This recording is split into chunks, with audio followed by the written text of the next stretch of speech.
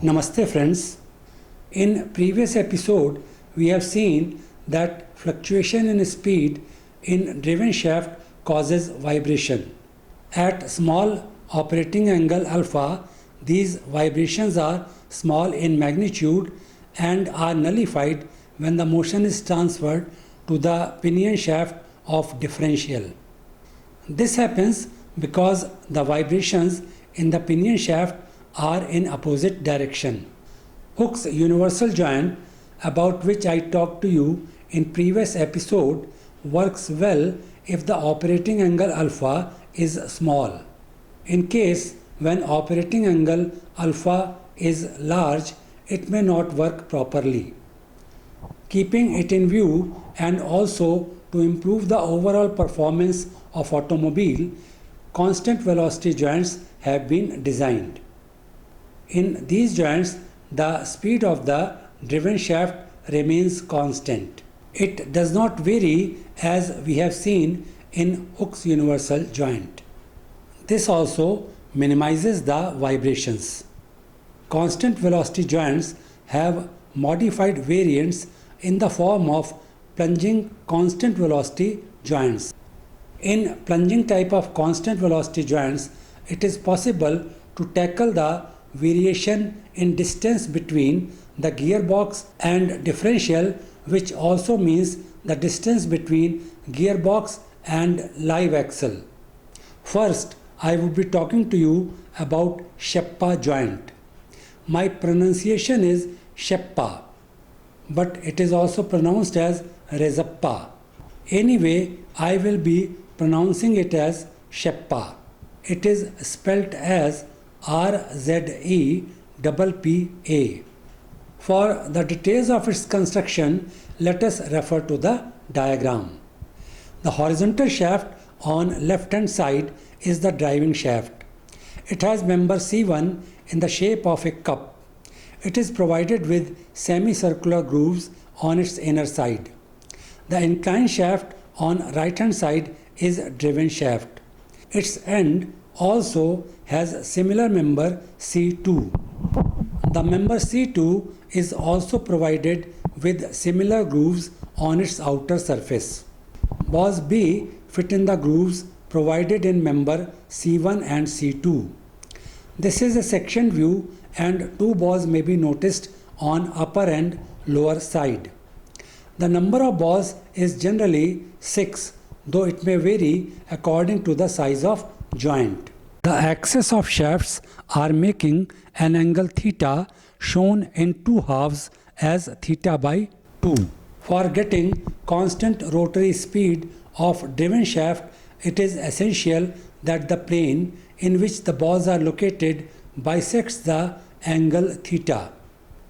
Therefore, in the diagram, it may be noticed that plane represented by line B1 is dividing theta into two halves. With the swinging action as the vehicle moves, the angle theta varies.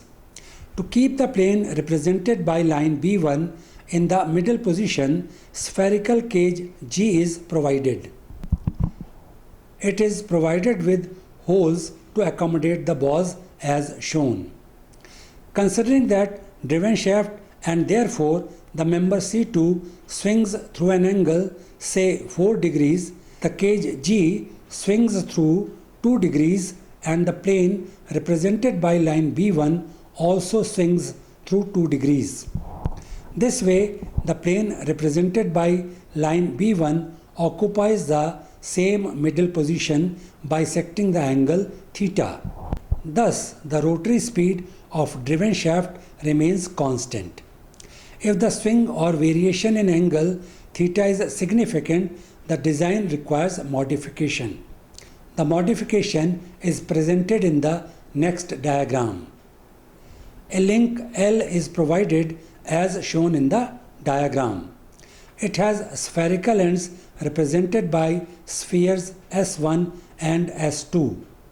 The spheres have different diameters and are connected through a rod with varying diameter. Sphere S1 is placed inside the recess. The recess is located in the center of surface E of driven shaft. The other spherical end S2 can slide inside the passage provided in driving shaft, where it is kept in place with the help of spring SP. The cage G is also modified so that the link can pass through it. In this modified form, the plane represented by line B1 in the diagram is kept in middle position with the help of link L and cage G. Next, let me tell you about the plunging constant velocity joints.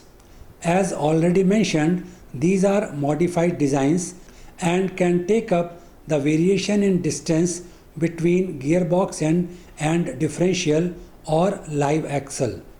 The variation being more significant in vehicles with rear wheel drive.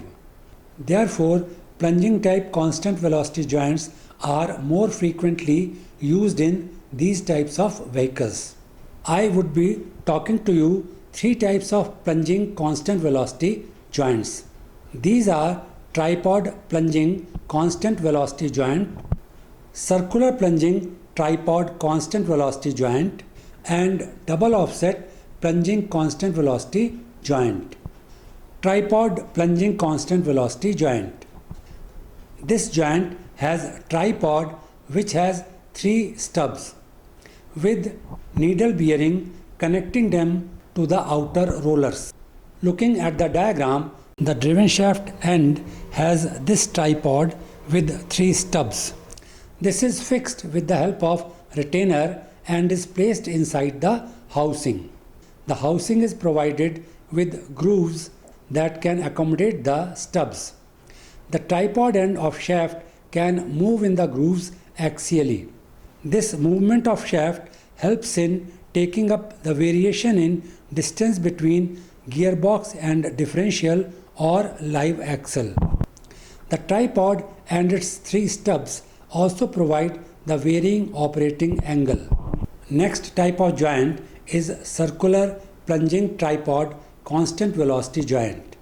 It has modified stubs. Looking at the diagram, it can be observed that the stubs of tripod joint have three independent rollers. These rollers move in the grooves provided in housing.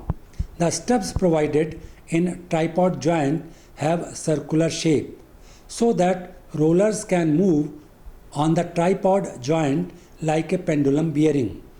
These joints are capable of transmitting high torque and therefore are used in sports cars. Third type of joint is double offset plunging constant velocity joint. This joint is suitable for vehicles with front wheel drive. Referring to the diagram, the driving shaft at its end is provided with outer race. As evident, it has hollow portion on right hand side.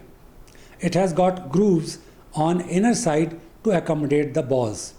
The hollow portion of race also provide the axial movement to driven shaft to take up variation in distance between gearbox end and differential.